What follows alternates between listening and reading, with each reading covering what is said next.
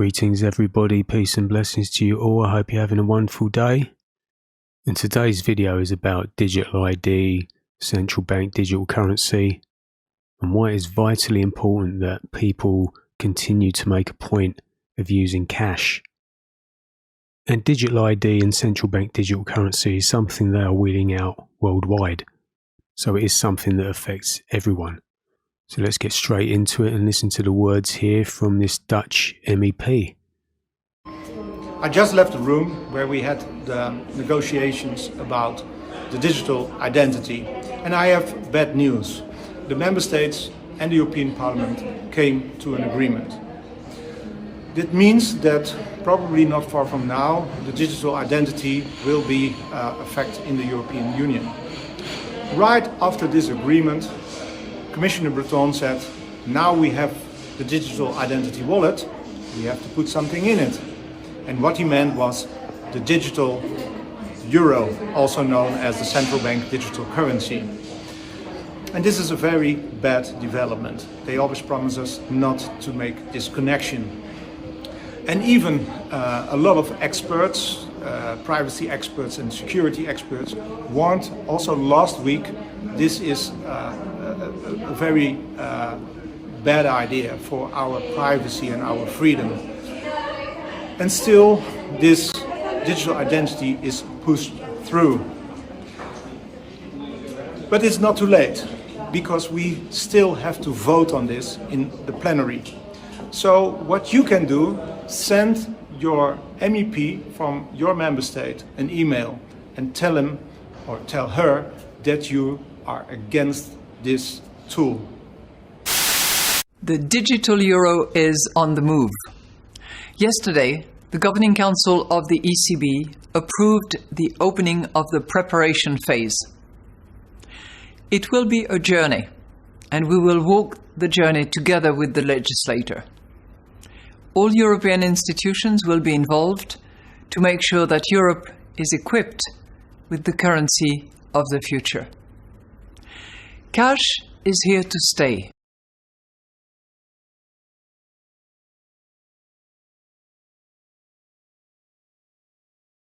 You will have all options, cash and digital cash. So what does it mean for you? For consumers, it would be free and easy to use everywhere in the euro area. All of that, of course, is subject to the legislative process. Cash or digital, the choice will be yours. So now we must ensure country leaders have the tools and expertise they need to make this work. That's why our foundation is proud to support 50 in 5 alongside the World Bank and other partners. It's an example of collaboration, innovation, and smart investment. And it builds on the bank's Identification for Development initiative, which has been meeting the steady demand from countries to modernize ID and civil registration systems. By 2028, more than 500 million more people will have a digital identity that allows them to access employment and education opportunities more easily, as well as financial services, healthcare, and government programs. So a digital ID that will allow people to access employment and education opportunities more easily.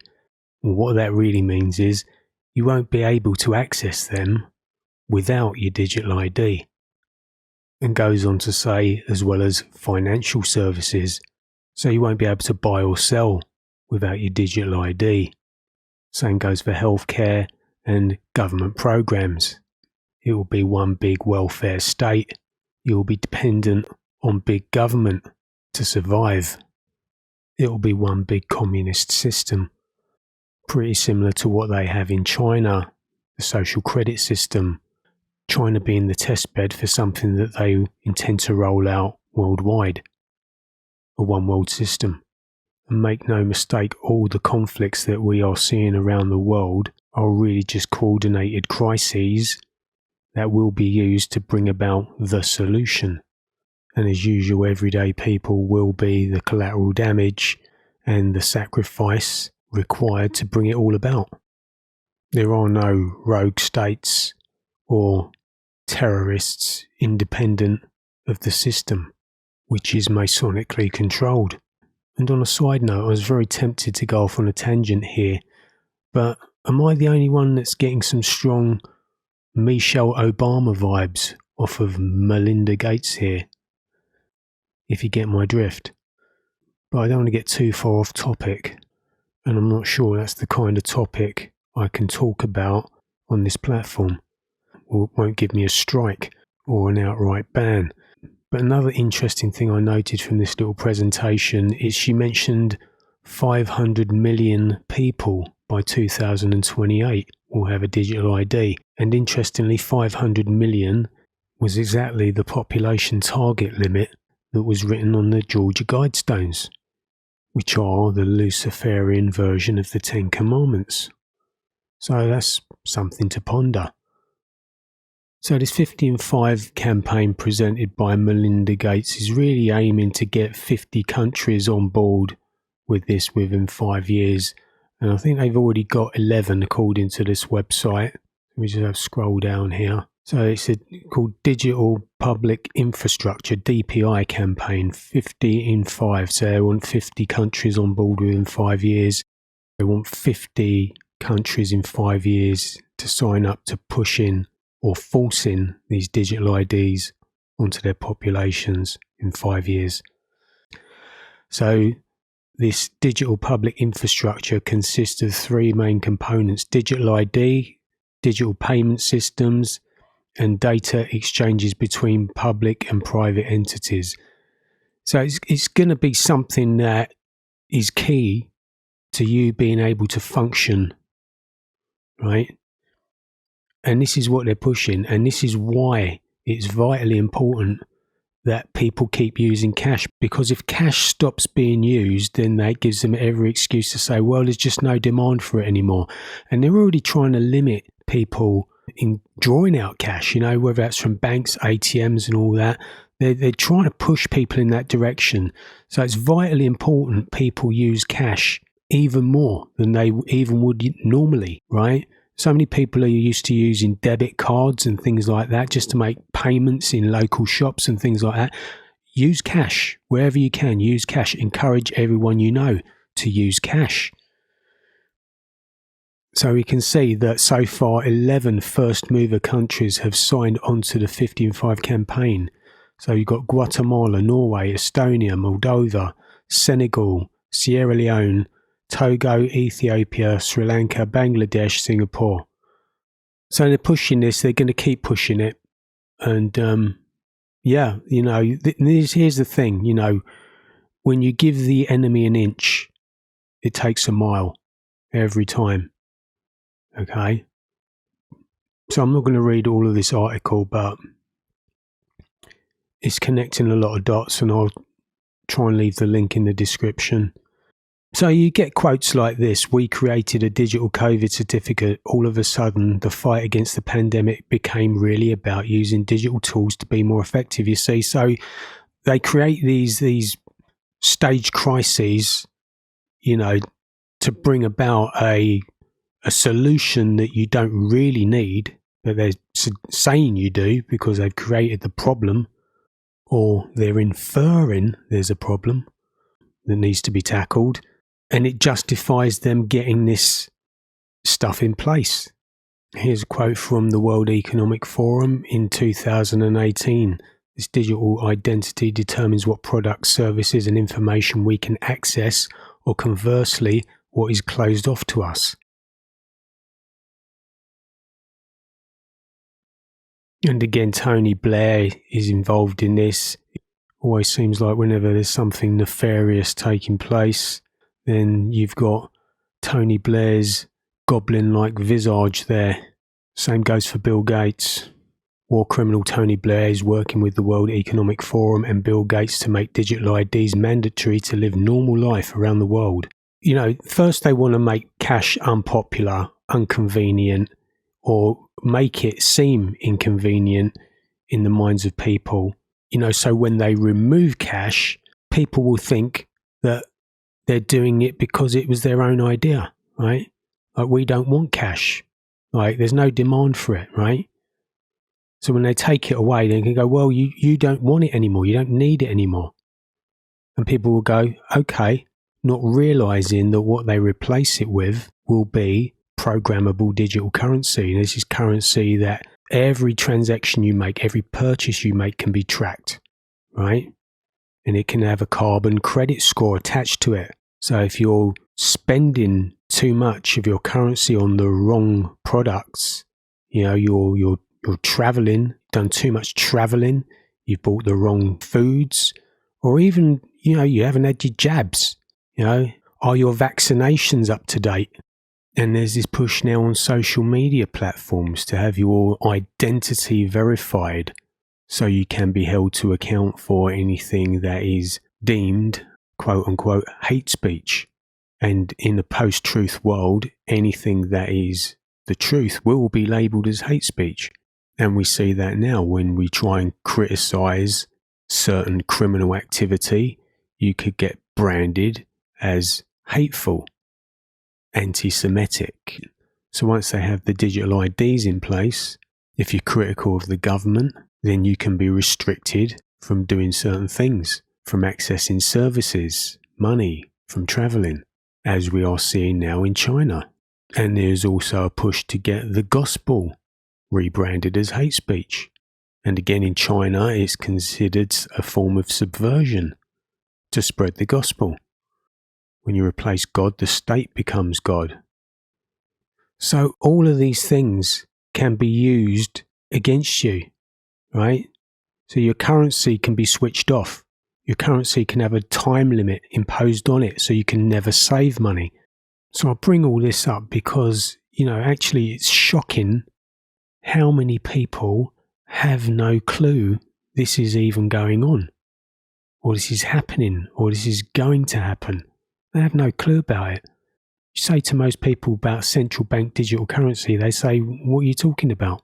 So we have to spread awareness about it, because this is what they call the beast system.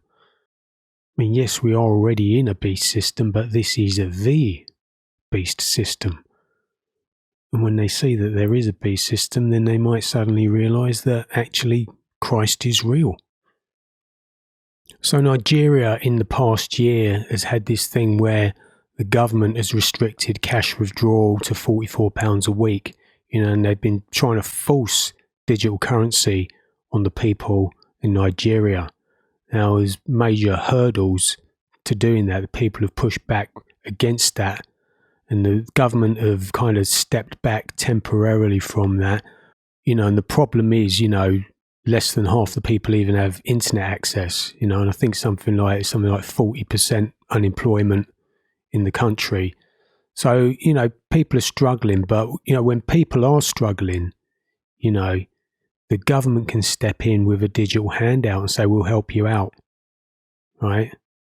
And this is the thing that could be coming down the pipeline, when economies tank and people can't find work, and when the interest rates on their mortgages suddenly double, they find themselves in negative equity and they can't pay the mortgage, then they are ripe for the picking. The government can step in as the benevolent saviour and say, well, we can house you. Here you go. We've got these 15-minute cities that you can come and live in, and here's some digital money.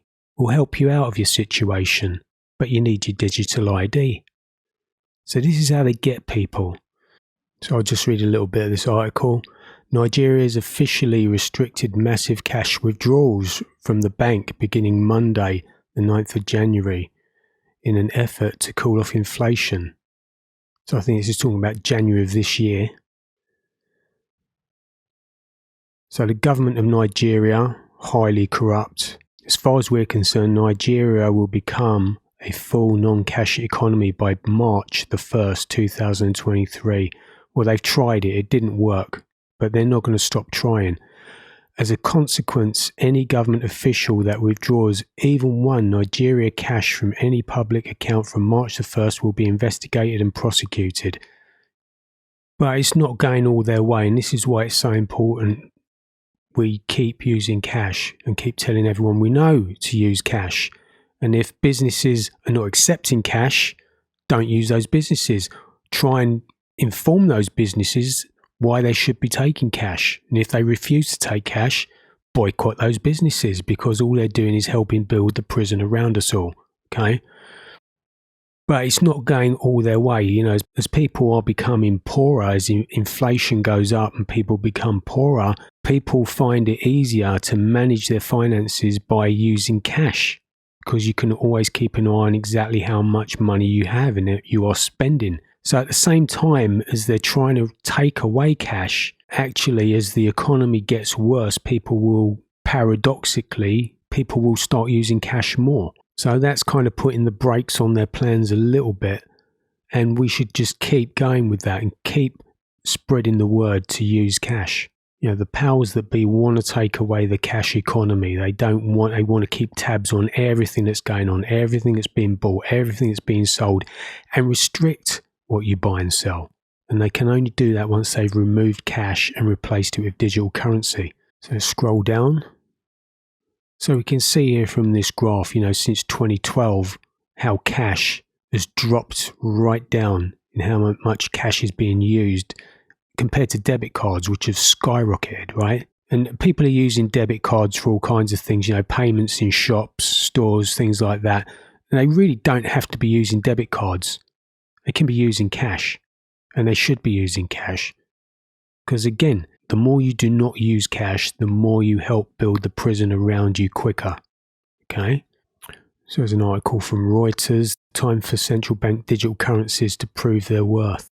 And it's about China's digital yuan. See, they already have the social credit system in China. So for the Chinese to adopt this, it's there already, right? And it's a worldwide thing. We can see that now. So all they got to do is bring all the pieces together. London, October the 22nd, a milestone move by the European Central Bank towards launching a digital euro within a few years means the time has come for the newest incarnation of money to prove its worth. And again, it's digital money is not backed by anything, you know. I mean, even our paper money now is not backed by anything. It used to be backed by gold. Now it's just worthless fiat paper. But at least with cash, they still can't track and control everything you do. So they literally create money out of thin air that's worthless. Meanwhile, you know, as they impoverish you, they reclaim all of your assets, your hard assets. And that's how they make themselves incredibly wealthy. That's how banks, the banking system, the banking cartels traditionally made its money. By taking hard assets off of people who borrowed money at interest from banks, who've created money out of thin air, lent it to a person at interest. Then when they can't make the interest payments, they take whatever property or possession they bought off of them. So China is trialing a prototype yuan with 200 million users. India is gearing up for a pilot. So they're all doing it, right? So keep using cash. Right, so I think I will leave it there. So if you found this video informative, useful, please do give me a thumbs up. Please do share this video with anyone you think would benefit from seeing it. Do consider subscribing to this channel if you haven't already done so. And do leave me any comments in the comment section below. And I will see you again on the next video. Peace.